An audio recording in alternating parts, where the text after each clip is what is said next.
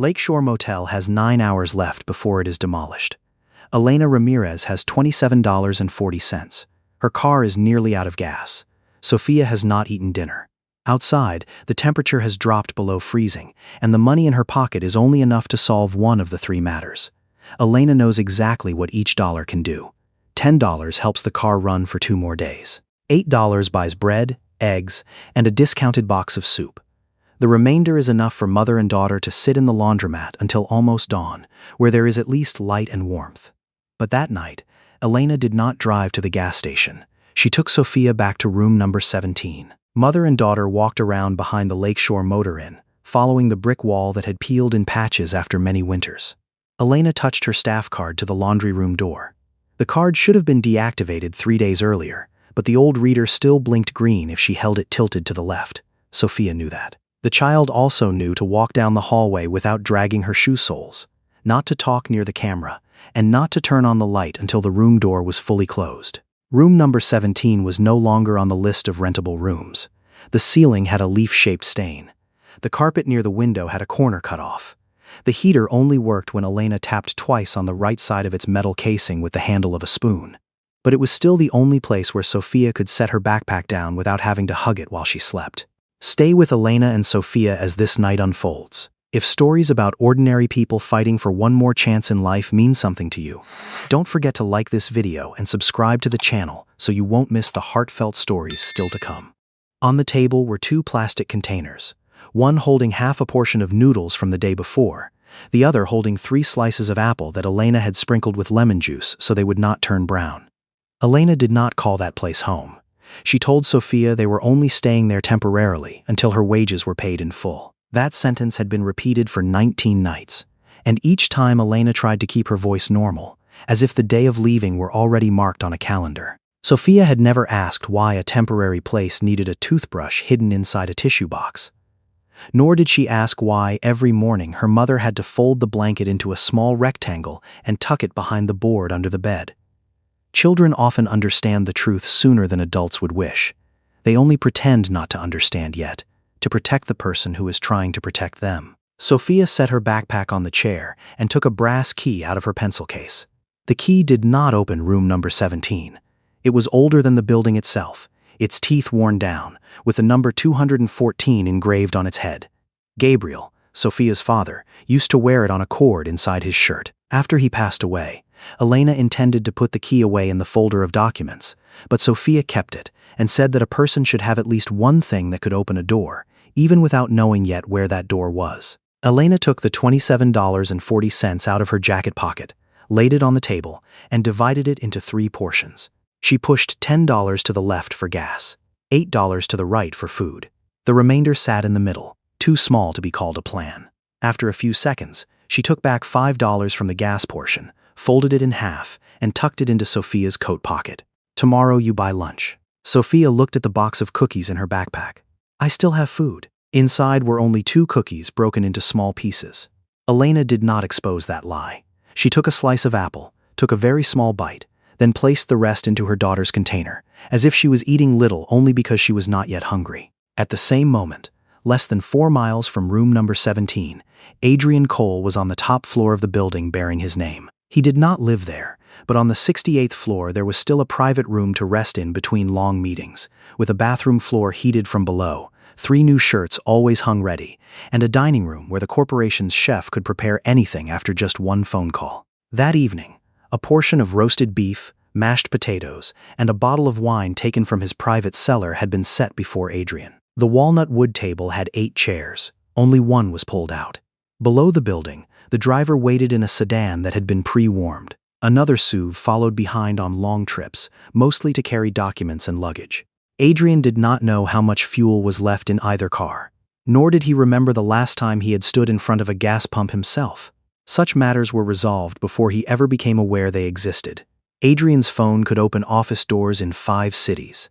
A control panel on his desk let him view the temperature, power, and security status of thousands of apartments. On some nights, he sat in a room kept at exactly 22 degrees, signing decisions concerning doors he had never once walked through. Lakeshore Motor Inn was just one line among them. 48 rooms, an old laundry area, nearly 2 acres of land lying next to a road whose value was rising. The cost of maintaining the building had exceeded its revenue 3 years earlier, and the replacement project promised a profit large enough that no one in the meeting would need to ask who this place once housed. The next morning, at 6:30, the excavator would begin at the east wing. Adrian had signed that order 3 weeks earlier. He had just reached for his coat when his phone buzzed. A message from the head of security contained only a photo of a dark hallway, at the far end of which was a thin strip of light seeping out from under the door of room 17. The attached report noted that the building had been inspected twice and had no remaining occupants. Adrian zoomed in on the photo. That strip of light did not make him think of an intruder. It reminded him of another night, long before his name sat atop buildings, when his mother rolled up a towel to block the gap under the door so the motel manager would not realize the 3 of them were still inside. Adrian opened the drawer beneath his desk. Behind the leather-bound contracts was a small, unlabeled wooden box. He took out from it a brass key that had turned dull with age, its head engraved with the number 213, then gripped it in his palm as the elevator doors closed. 17 minutes later, the black sedan stopped in front of the Lakeshore Motor Inn. The driver got out, intending to open the door, but Adrian had already done it himself. Wind off Lake Michigan struck his face directly, carrying small, dry flakes of snow. Only 3 bulbs still worked in the row of hallway lights, making the motel look more forgotten than the number recorded in the report. Behind the temporary fence, 2 excavators sat still under gray tarps. On the arm of the first machine, the Cole Urban Holdings logo was still new. Adrian stood looking at it for a few seconds. Tomorrow morning, his name would sit on both the demolition order and the remaining rubble. Curtis, the head of security, had been waiting in the lobby. He handed Adrian a thin file, explaining that the inspection team had gone through all the rooms 3 days earlier. No personal belongings. No sign of occupancy. The strip of light under room 17's door could just be electrical leakage from the hallway or a bulb not fully switched off. Adrian did not open the file. He asked who was holding the master key. Curtis held out a large key ring, but Adrian did not take it. He walked toward the east hallway, where the carpet had been peeled up in sections in preparation for teardown. The smell of dust, cleaning agent, and damp wood mixed together. At the end of the hallway, the door of room 17 looked no different from the other doors, except for a thin line of light lying close to the floor. Inside, Elena had already heard the sound of the car. She turned off the heater, pulled Sophia from the chair, and gathered the 2 food containers into a cloth bag. These movements happened fast enough to be almost unthinking. The toothbrush was tucked into the tissue box, the blanket folded in 3. Clothes from the hook in the bathroom pressed down into the bottom of the suitcase. Over 19 nights, Elena had trained herself to turn a room lived in by 2 people into an empty room in under 4 minutes. Sophia stood by the door, hugging her backpack to her chest. "Is it Mr. Walter?" Elena placed a finger on her daughter's lips, then took one last look around. On the table, coins still sat uncollected. A slice of apple lay in the plastic container. Under the chair leg was the paper house Sophia had folded from an advertisement flyer for Cole Urban Holdings' new project, its roof colored yellow with pencil. The sound of footsteps stopped outside the door. Elena turned off the light. The room sank into darkness, but the strip of light under the door gap remained because the small bathroom light had not been switched off in time. She realized this the moment the sound of metal touching the lock rang out. Sophia pressed close against her mother, her small hand gripping the brass key inside the pencil case so tightly that its teeth pressed marks into her skin. Adrian raised his hand to stop Curtis from opening the door. He knocked 3 times. No one answered. He knocked again, slower. "I know someone is inside." Elena looked at Sophia. She had imagined this moment many times, but in every version, the person arriving was Walter. He would stand outside the door, bring up the missing hours on the timesheet, remind her that she had no official contract, then say that with just one phone call, Child Protective Services would know where Sophia had been sleeping for nearly 3 weeks. Elena opened the door just enough to stand blocking the frame. The man in front of her was not wearing a security uniform. A dark wool coat, shoes with no mud on them, and the stance of someone who had never had to ask permission to step into any place. Behind him were Curtis and 2 other staff members. Elena understood at once this was not a routine inspection. "We'll be gone before morning," she said. Adrian looked past her shoulder.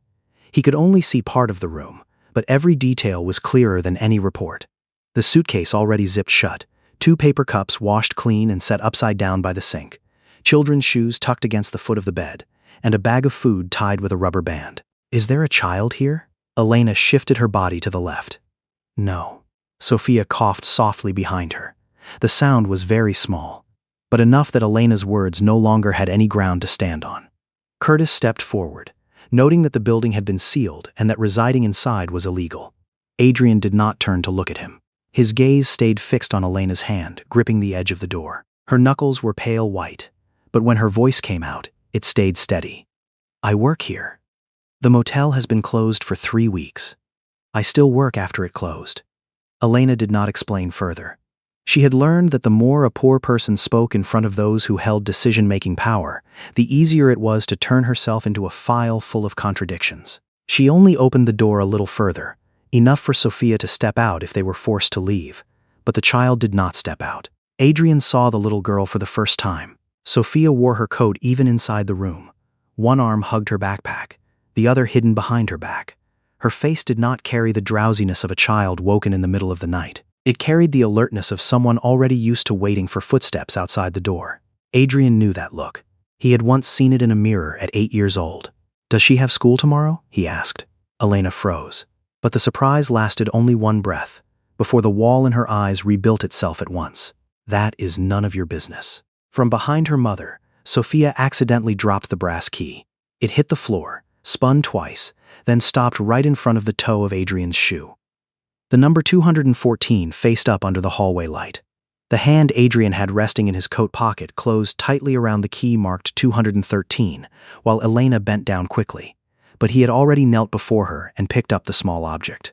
The key sat resting in Adrian's palm, light enough that its weight did not match what had just settled onto his chest. He did not need to wipe the faint dust off the brass surface to see the number 214 clearly.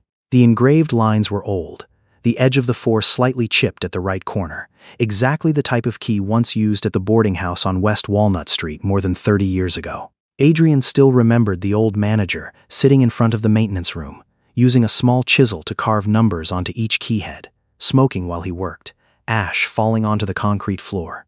Elena held out her hand. Give it back to her. Adrian looked up. In the yellow light of the hallway, the wariness on her face had shifted. It was no longer only the fear of being driven out. The way she looked at the key showed that the object belonged to a part of her life she did not want any stranger to touch. He placed it in her palm without asking further. Sophia stepped forward, quickly took the key back, and tucked it deep into her pocket. The child did not know why the man in front of her had suddenly looked at her for so long. She only understood that adults usually paid attention to a child's belonging when they intended to take it away, so her hand kept a tight hold on the fabric outside her pocket. Adrian stood up. Behind him, Curtis began repeating the site's safety regulations, but that voice grew distant. He looked over the room once more. On the small table, the money Elena had just divided still sat in 3 groups. 5 $1 bills folded in half. A few coins lined up at the edge of the table. One portion had clearly been taken from elsewhere and moved into the child's coat pocket. He asked whether the heater was still working. Elena looked at him as if it were a trap. It's enough. Adrian stepped over the threshold after she moved back half a step. The heater under the window let out a dry, rattling sound, then went silent. On its metal casing were 2 small dents in the same spot, a sign that someone had had to tap it many times. He crouched down, touched the weak stream of air blowing out, then looked at the blanket folded too neatly at the foot of the bed. No suitcase was fully open. No item was placed in the most convenient spot. Mother and daughter lived in the room like people, always ready to vanish before being discovered. Clean clothes were hidden behind the shower curtain. The food container had no store name, only small pieces of paper taped on marked Monday, Tuesday, and Wednesday. In the trash bin was a soup box that had been cut in half to scrape out the last of its contents. Sophia bent down and picked up the paper house from under the chair leg. It was a piece of advertising from Adrian's own corporation. The outer side printed images of glass balconies, a fitness room, and a line about an upscale living community soon to be built on this land. Sophia had folded the paper into a small house. The roof was colored yellow with pencil, and on the back were the construction cost figures Adrian had once approved in under 2 minutes. "Did you make this?" he asked. Sophia nodded but did not hand it to him. Elena zipped the suitcase shut and set it by the door. That gesture showed she had already understood how this inspection would end. She did not cry, did not speak of her late husband or the months of underpaid work. She only took the wool hat from the bed, put it on her daughter's head, and pulled it down to cover both ears. "We need 10 minutes." Curtis looked at Adrian, waiting for a nod. Outside, the wind made the tarp over the excavator flap. A security staff member had already opened his phone to call the night shift team, while Sophia began stuffing her pencil case into her backpack. She moved very slowly, as if drawing out each motion could hold the room together a few seconds longer. Under the table, Adrian saw a pair of women's shoes worn down at the heel. Beside them was a grocery store receipt, a notice from school, and a timesheet folded into quarters. On the timesheet was the name Elena Ramirez, but many workdays were crossed out in red pen. At the bottom of the page, a handwritten line stated that those hours were not confirmed because the employee did not appear in the system. "How long have you worked here?" Elena placed a hand on Sophia's shoulder. "That doesn't change the fact that we're standing in a room that isn't ours." "How long?" She smoothed the edge of the school notice before answering. 11 months. Adrian looked at the timesheet. 11 months cleaning rooms other people paid to sleep in, then 19 nights hiding her child in a room removed from the listings. He bent down to pick up the paper, but Elena immediately stepped forward and held onto the other corner. "That's mine. Someone altered the work hours. You don't need to know." "What's the manager's name?" Elena did not answer. Her hand gripped so tightly the fold nearly tore. Adrian let go first. He turned to Curtis and asked who was responsible for personnel at Lakeshore after the motel closed. Curtis opened the file and read out the name Walter Green. The moment that name was spoken, Sophia stopped zipping her backpack. Elena did not look at her daughter, but Adrian had already seen the reaction. A silence too clear to still be called coincidence. He took out his phone, opened the demolition schedule, and canceled the 6:30 confirmation. Then he called the project lead, ordering that all machinery remain stopped until further notice. Curtis stepped closer. "Mr. Cole, the contract has." Elena looked up upon hearing that name. Her gaze moved from Curtis to Adrian, then settled on the small logo stitched inside his coat collar. She looked at the paper house in Sophia's hand, at the words Cole Urban Holdings still visible under the fold, and finally understood that the man standing in the middle of room number 17 was not a staff member sent to inspect. He was the owner of the building, also the one who had signed the order to tear it down. Elena pulled Sophia close against her. "So it was you who decided this place had to disappear." Adrian did not deny it. He looked at the paper house in Sophia's hand, where his corporation's name had been folded inward, leaving only the yellow roof and one small window colored slightly off. 3 weeks earlier, when he had put pen to paper on the demolition order, he had seen only maintenance costs, land value, and a projected profit figure. No line in the file said that a child was sleeping here with her coat still on. No box accounted for 2 containers of food divided by day. "Yes," he said, "I signed that order." Elena nodded very faintly, not because she accepted the confession, but because what she had suspected finally had a clear shape. The man in front of her had not stumbled by chance into mother and daughter's hardship. His name was on the fence, on the excavator, and on the advertisement Sophia had used to fold a house she had never had. "So you've seen it now," Elena said. "We'll go." She bent down to lift the suitcase. One wheel had broken, tilting the suitcase to one side and dragging a dry scraping sound across the floor. That sound passed through Adrian like something sharp. He had once heard that exact sound in another hallway, in a winter 35 years earlier, when his mother tried to pull the family's only suitcase down the stairs without letting her 2 sons realize she was crying. Adrian was 8 years old then. His mother, Miriam Cole, used to set 2 plates on the table even when the cupboard held only enough food for 1 person. She divided the mashed potatoes into 2 halves, placed them in front of Adrian and his younger brother, and said she had already eaten at work. Adrian believed that, until he saw her standing by the sink, drinking 2 cups of water in a row to fill the emptiness in her stomach. They lived in room 213 of the boarding house on West Walnut Street. The room was so small that when the fold-out bed was opened, the closet door could not swing fully open. In winter, cold air seeped in around the window frame.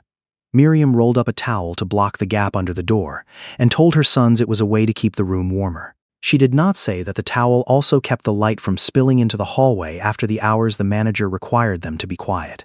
To reduce her rent, Miriam cleaned vacant rooms in the mornings before heading to the laundry factory. Room 214 had had no occupant for months.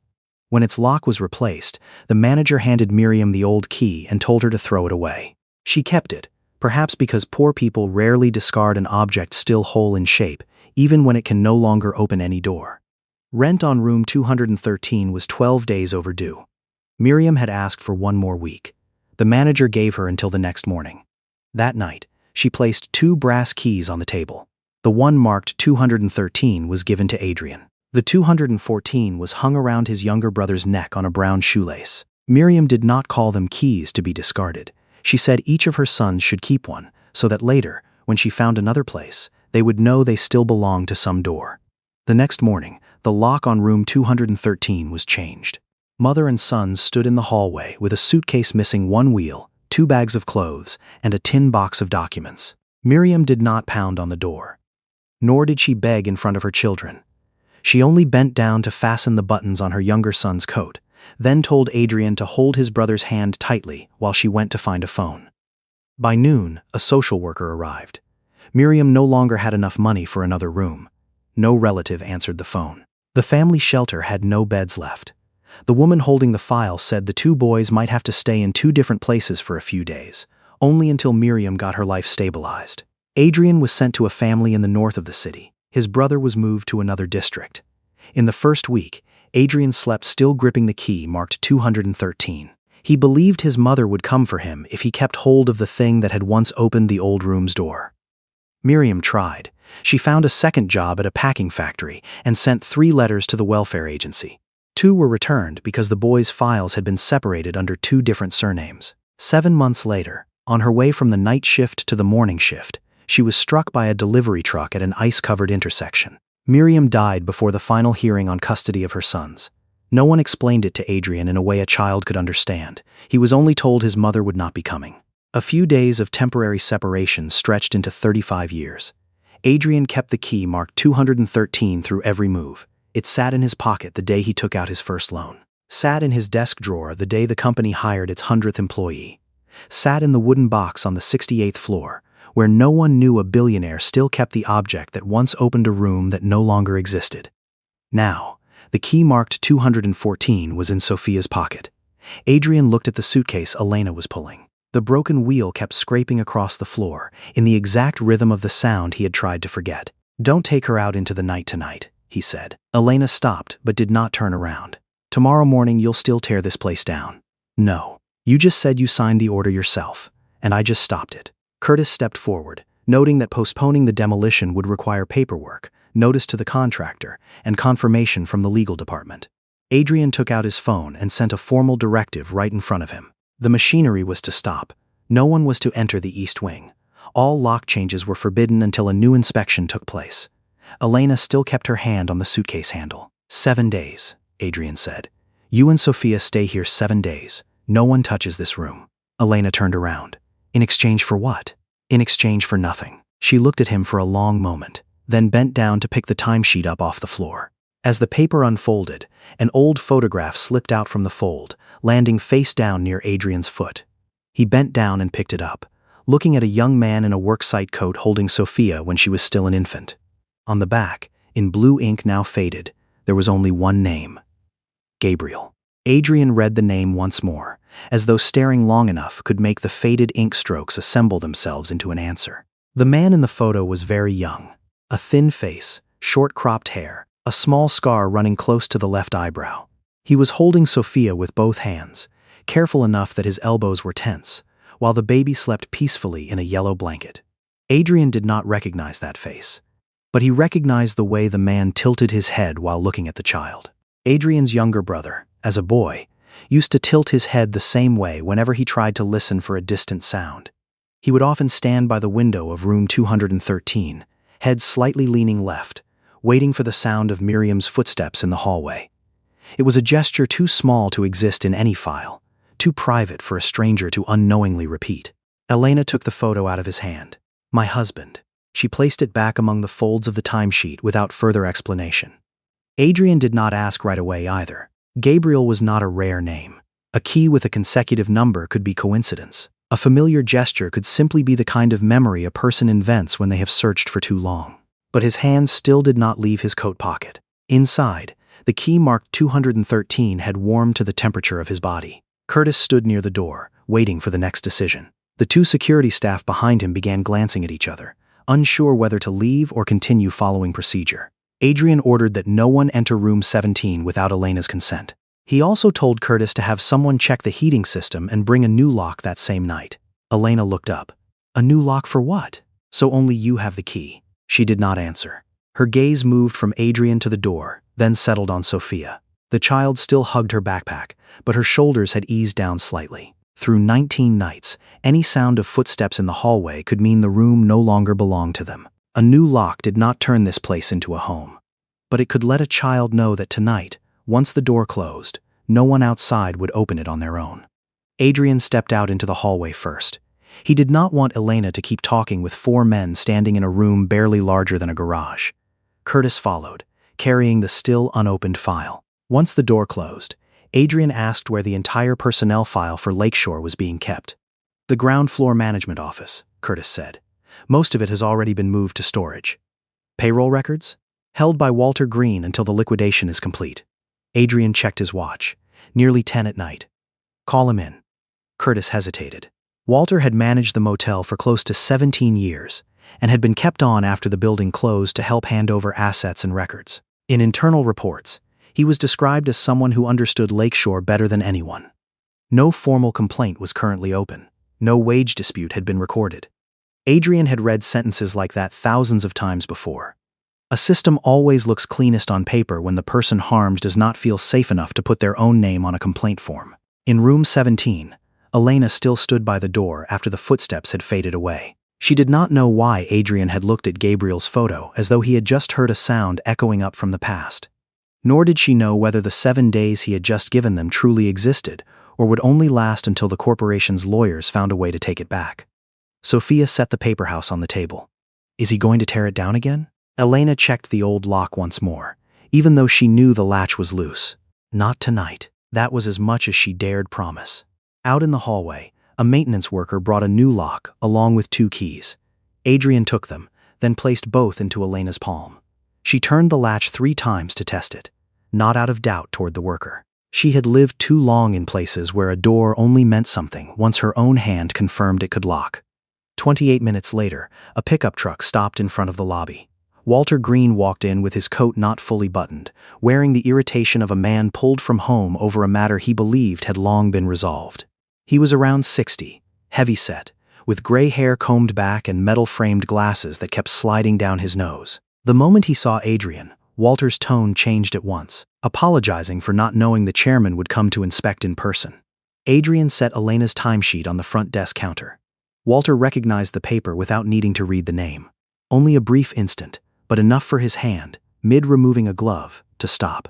Ms. Ramirez says she's worked here 11 months. Walter pushed his glasses up. She's seasonal labor, not on the official payroll. Was she paid in full? Certainly. Adrian opened the timesheet.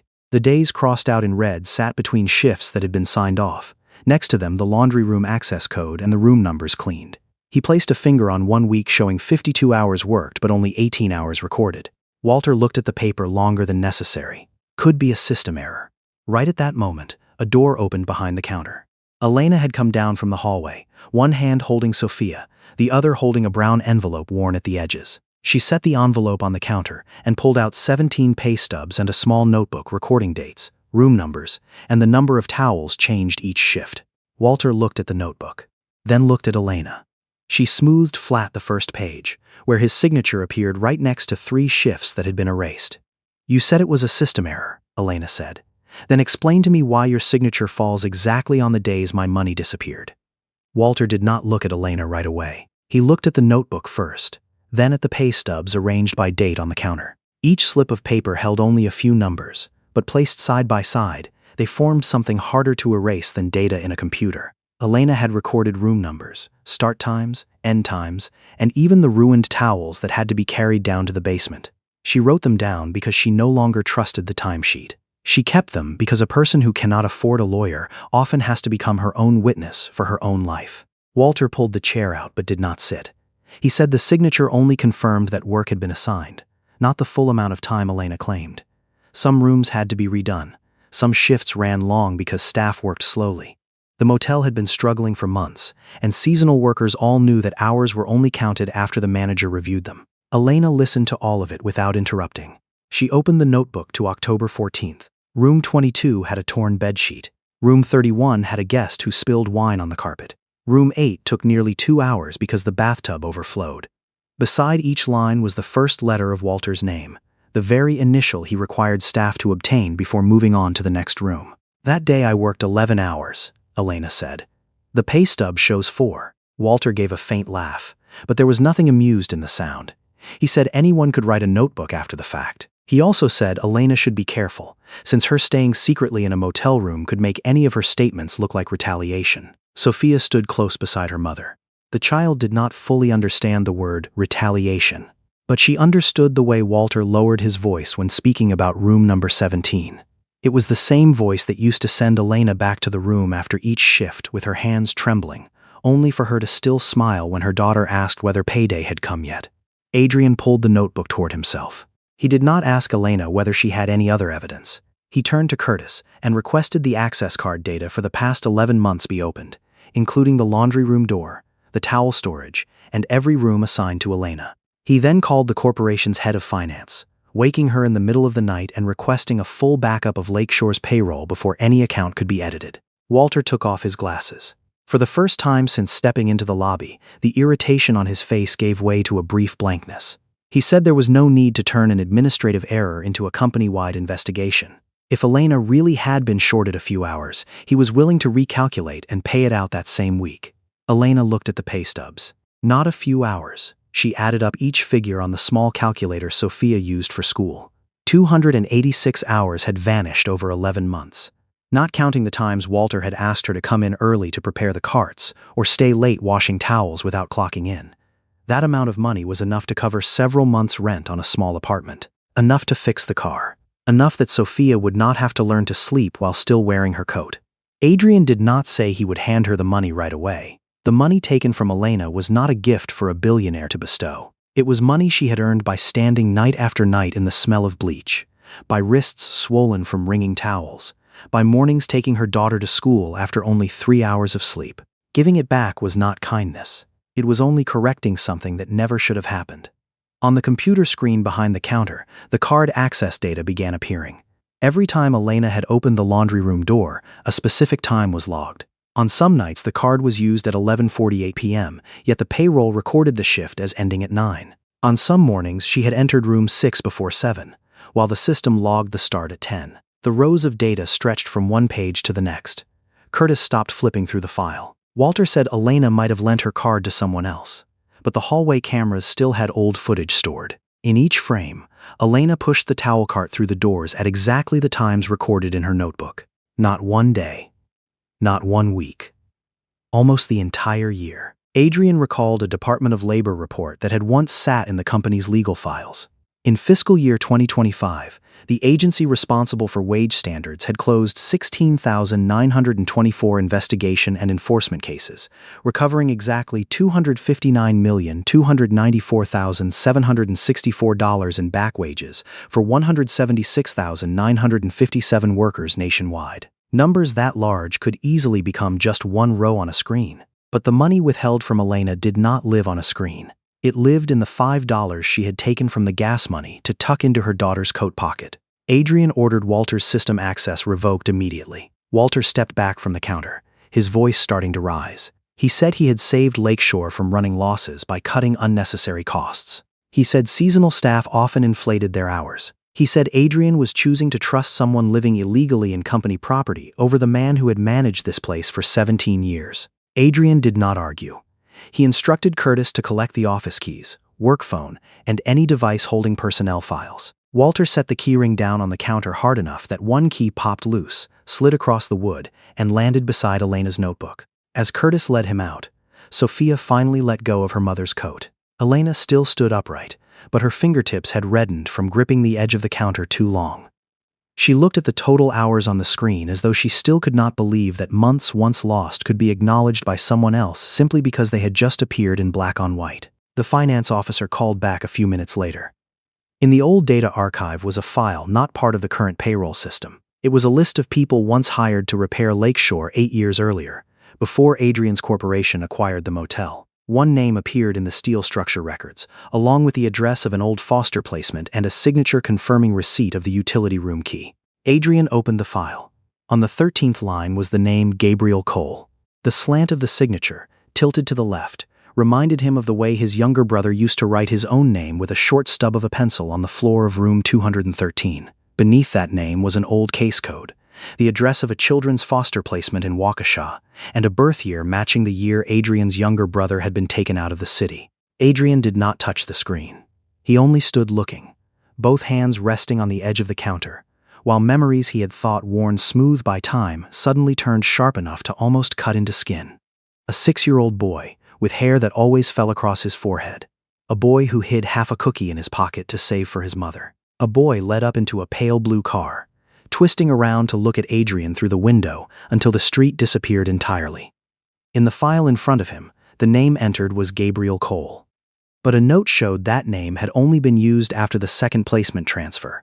The birth surname did not appear in the labor file. Accessing the original foster record required a legal request, proof of relation, and consent from the nearest next of kin. The nearest next of kin was standing less than 3 steps from Adrian. Elena was still looking at her total hours worked.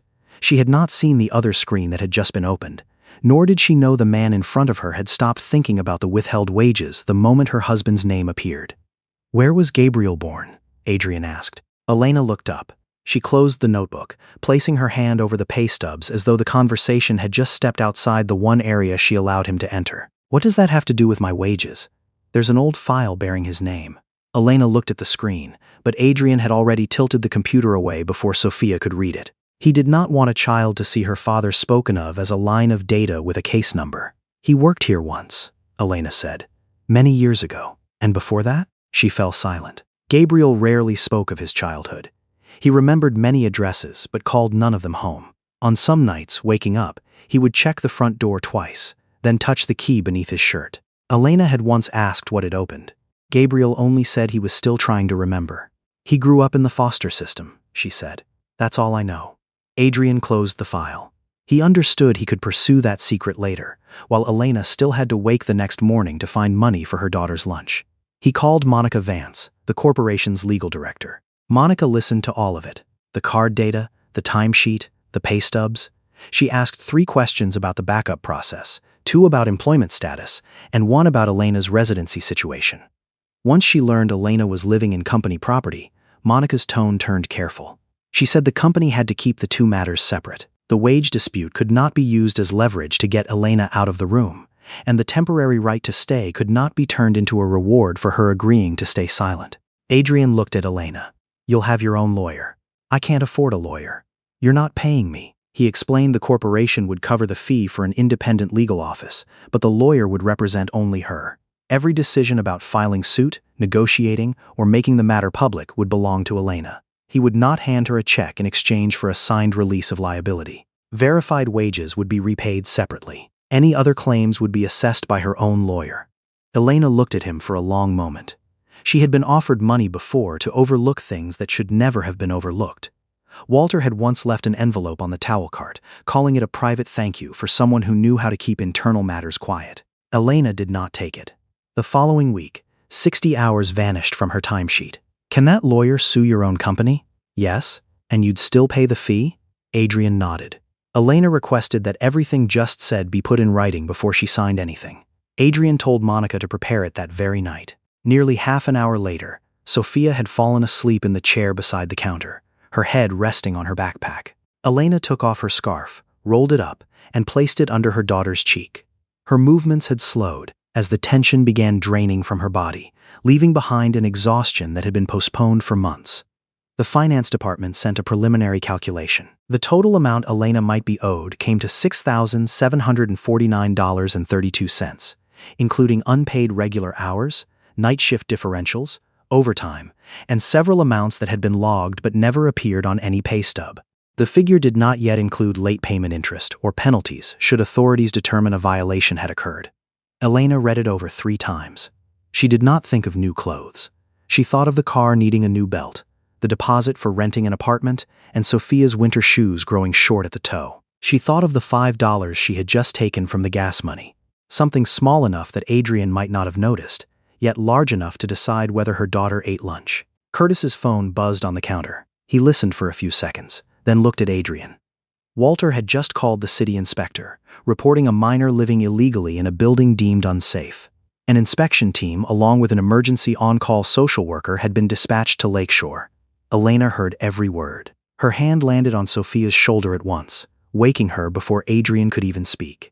Outside the glass doors, red and blue lights were already reflecting off the snow in front of the lobby, and Sophia, eyes barely open, asked in a still drowsy voice, "Are they here to take me away from you?"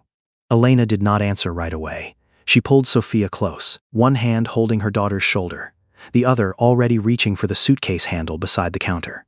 In her mind, every plan rearranged itself in a matter of seconds. If they were told to leave the motel, she would grab the blanket, the documents, and the food container. If the social worker asked where they would sleep, she would say the car still ran. She did not know whether a nearly empty gas tank counted as a plan, but poor people often had to call anything not yet fully collapsed a plan. "No one is taking you anywhere," Elena said.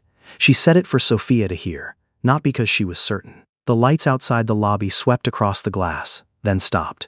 2 city inspectors stepped in first, followed by a woman in a dark blue coat carrying a thin file. She introduced herself as Claire Bennett, the night-on-call family support worker. She did not look at Elena as someone at fault. But her gaze moved quickly over the suitcase, Sophia's backpack, and the blanket rolled under the chair. Adrian stepped between them and the front desk. He explained the report had been filed by a manager whose access had just been suspended over suspected wage violations. He also said Lakeshore belonged to him, and the demolition order had been halted. Such statements were usually enough to change the direction of a meeting. But the lead inspector only opened her tablet and said ownership did not make safety responsibility disappear. The building was no longer operational. The fire alarm system in the east wing had not been inspected. Several pipes had already been shut off in preparation for demolition. If room 17 did not meet minimum conditions, Elena and Sophia could not stay simply because Adrian permitted it. Elena listened to every sentence without looking at him. She had known for a long time that money could open many doors, but not always the right ones someone else needed. Adrian could stop the excavator. He could not turn a deteriorating room into a legal residence just by saying it belonged to him. Claire crouched down to Sophia's eye level. She did not ask if the child was afraid. She asked what Sophia would need to bring to school the next morning. Sophia looked at her mother before answering that there was a math test and a paper house model not yet finished. Claire noted it down, then asked whether the child had eaten tonight. Sophia said she still had cookies. Elena opened the food bag, took out the noodle container and the 3 apple slices, and set them on the counter as if presenting proof that she had not let her daughter go hungry. Claire did not ask for an explanation. She only asked whether Elena had any relatives who could take them in for the night. No, a single word, but it held 6 years since Gabriel had passed away. Phone calls growing fewer. Friends who once promised to always be there moving to other cities. Co-workers living in apartments too cramped to fit an extra mattress. Elena did not blame them. She simply had no name left to say. The 2 inspectors went up with Curtis. Adrian called Monica again. He did not ask her to find a way to force the city to let Elena stay. He asked for a safe place, near Sophia's school, that would not require Elena to sign a liability release and would not send mother and daughter out looking like people just caught in the act. Monica was quiet for a few seconds, then said the corporation still had 3 unused model apartments at Harbor Point, less than 2 miles from Lakeshore. Adrian told her to have one ready that same night. Elena heard and immediately shook her head. "I won't take an apartment from you, just for 7 days. And after 7 days?" Adrian did not answer right away. Elena looked at him with the eyes of someone who had learned that a promise with no 8th day was still just a way of postponing fear. She did not want Sophia to wake up in a beautiful apartment, start believing it was home, then a week later have to fold the blanket back into a suitcase. Monica arrived at Lakeshore just as the inspectors came back down. She brought a laptop, a set of contracts, and Milwaukee's latest housing report. While waiting for the safety conclusion, Monica set on the counter a figure Adrian had once viewed only as market data, an average rent of around $1,250 a month. To keep that rent from exceeding the cost burden threshold, a household needed an income of roughly $50,000 a year. Elena did not know how many apartments that $1,250 figure was drawn from. She only knew that the nearest landlord had once asked for over $2,000, including deposit, application fee, and first month's rent, before handing over a key. That amount was larger than what she could set aside after food, gas, and childcare. That was why room number 17 was not the best option. It was the only option that did not demand money right at the door. The inspectors confirmed room 17's heater did not meet code and that the east exit was partially blocked. Mother and daughter could not sleep there again. Sophia did not cry. She only turned back toward the hallway, where the paper house still sat on the table. Elena asked for 5 minutes to gather their things. Claire went with her, but stopped outside the door to let mother and daughter manage on their own. Adrian watched the suitcase being pulled across the lobby for the second time that night. He pulled Monica aside and said Lakeshore could no longer be handled as an empty lot. The East Wing needed to be reassessed as transitional housing. Monica raised the construction contract, the late penalty fees, and tomorrow morning's investor meeting. Adrian told her to put it all on the table, but to propose only a pilot phase before any long-term commitment was approved. Monica opened her laptop to log the directive. In Gabriel's public employment file was an older name once used for a trade license. Monica could not yet open the sealed Foster record, but that name was enough to file a legal request if Elena agreed. She read it out slowly, letter by letter. Gabriel Elias Mercer. That surname belonged to a man Miriam had lived with briefly before her second son was born. He disappeared before the child turned 2. Miriam never had that name removed from the birth certificate, though inside room 213, she always called her 2 sons the same way, my boys. Adrian did not say that right away. The name in the employment file was only a trace. It did not give him the right to open a foster record, nor had it yet proven that Elena's late husband was truly the child he had been searching for over so many years. Monica explained that verification required Elena's consent, Gabriel's identification documents, and a formal request from an independent lawyer. Elena looked at the screen, then at Adrian. Mercer was his old surname, she said. Gabriel hated that name. Sophia looked up. She had never heard that name before. Elena bent down to adjust her daughter's hat, buying a few seconds before saying more. Gabriel had once said the Mercer name belonged to a father who never came back. When he was old enough to change his papers, he chose the surname Cole. After the mother he only remembered through a few scattered images, a blue scarf, the smell of laundry soap, and hands always cold in winter. Does he remember his older brother? Adrian asked. Elena did not answer in words. She unlocked the suitcase, reached beneath the folded clothes, and pulled out a clear plastic envelope. Inside were a birth certificate, Gabriel's death certificate, a few old pay stubs, and a childhood drawing yellowed with age. On the paper were 2 figures standing in front of a door. The taller one held a key marked 213. The smaller one wore 214 around his chest. In the bottom corner were 2 names written in pencil, Adrian and Gabe. Adrian reached out his hand, then stopped before touching it. Elena saw a faint tremor at his fingertips. Since meeting him, she had watched him order the excavator stopped, revoke Walter's management access, and call a lawyer in the middle of the night without his voice ever changing. But in front of a wrinkled sheet of paper drawn by a child, that same man seemed to no longer know where to place his hands. Gabriel drew this at 6, Elena said. He kept it through every move. Adrian looked at the taller figure, the hair colored in black, one arm stretched longer than a knee. In memory, his younger brother used to sit on the floor of room 213, holding a pencil so short it had to be pinched between 2 fingertips. He drew Adrian taller than every adult because he believed his brother could reach anything on a shelf. But Adrian had not been able to reach the car that took his brother away. Sophia stepped closer, studying his face. Did you know my dad? Adrian knelt down, but did not try to touch the child. The distance between them was no more than the length of the paper house Sophia was still holding. When your father was little, he said, I might have been his older brother. Sophia looked at her mother. Elena did not deny it, but did not nod either. A name, a drawing, and 2 keys could tell the same story. They still did not give Adrian the right to step into her daughter's life as if 35 years of absence had never happened.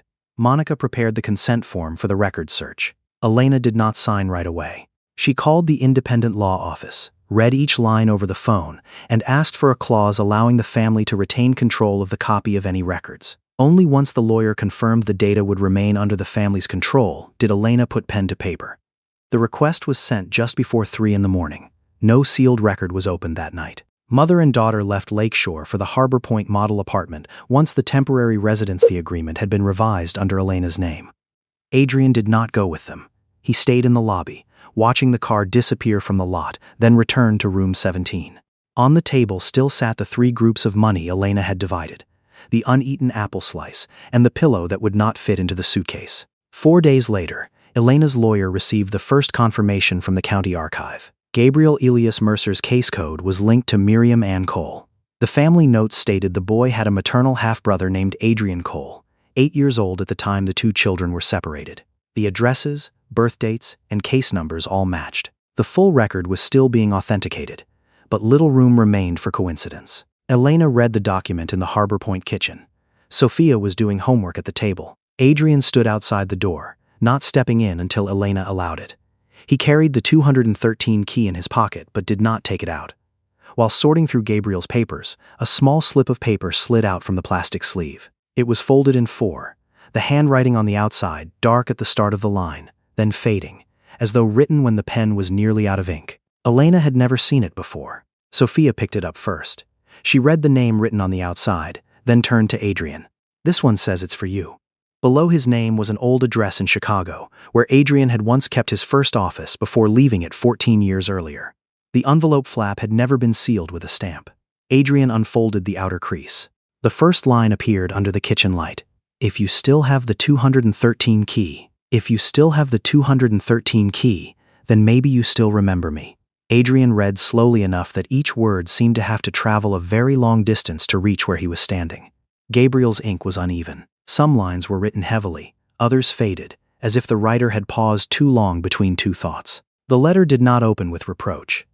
Gabriel wrote that he had passed through 4 foster families before turning 12, had carried 3 different surnames, and for a time was no longer certain whether the brother in his memory was real or something a child had invented just to feel less afraid.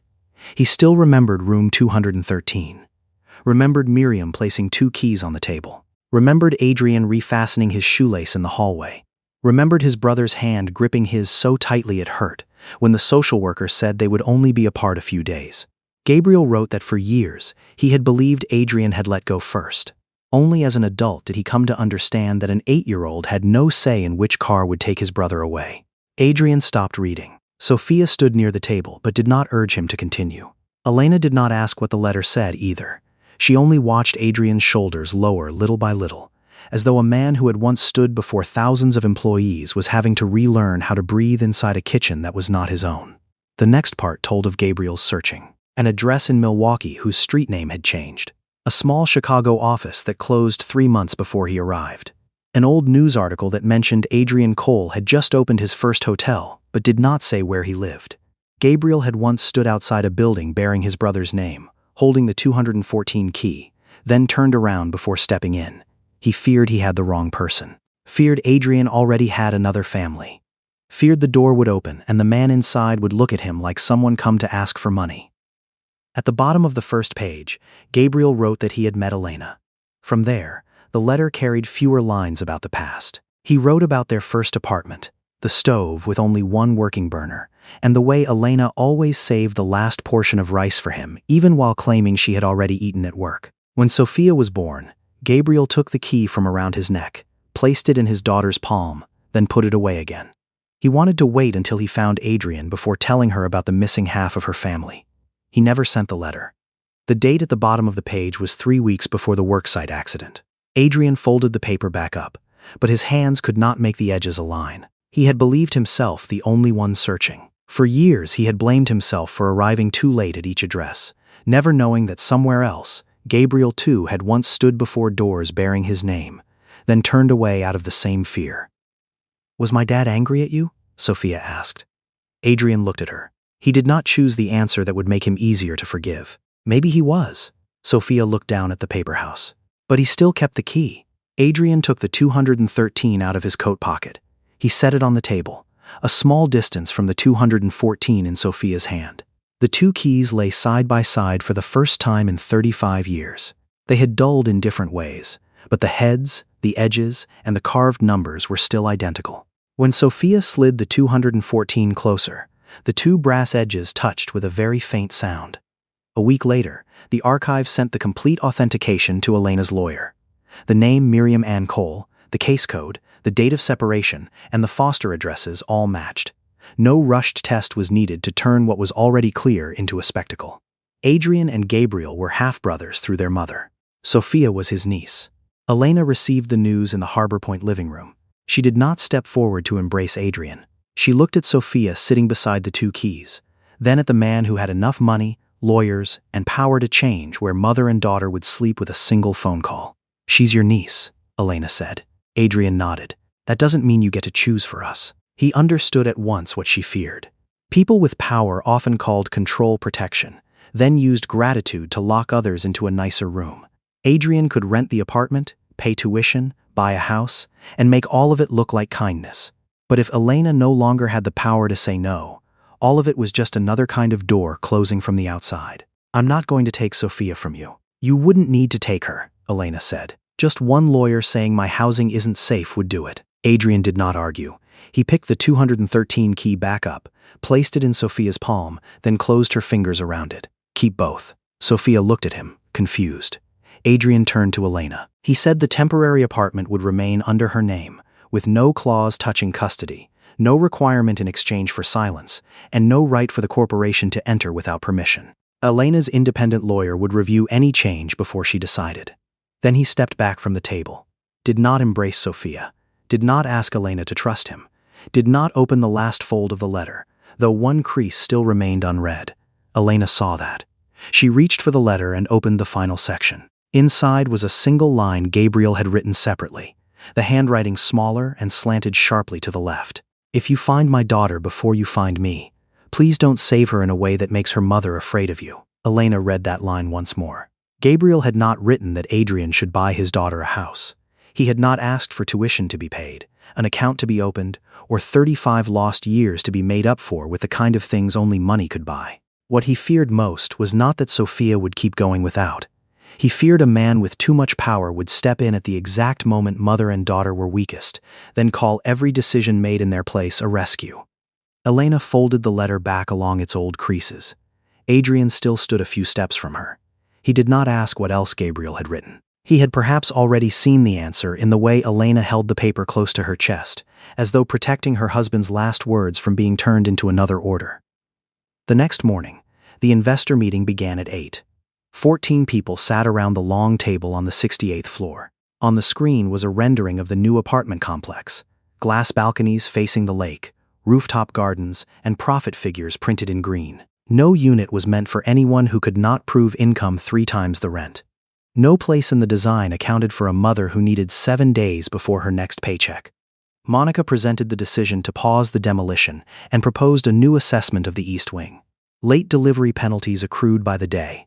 Material costs could rise if the contract had to be re-signed. One investor said the corporation could not change its project just because it had discovered a family living there illegally. Another called Elena's case an unfortunate exception, not enough to reverse a plan 2 years in the making. Adrian listened to all of it. In front of him was the latest homelessness report Monica had asked the research division to compile. In a point-in-time count conducted in January 2025, the U.S. Department of Housing and Urban Development recorded exactly 230,366 people in families with children experiencing homelessness nationwide. That was only the count from a single night. Not everyone who had ever slept in a car, stayed at someone else's place, or hidden a life behind a door they had no right to lock. Adrian set the report down. 230,000 people are not an exception. The room fell silent for a few seconds. He did not mention that one of those children might have been sleeping under a roof the corporation itself owned while still reporting it vacant. Nor did he use his blood relation to Sophia as a reason.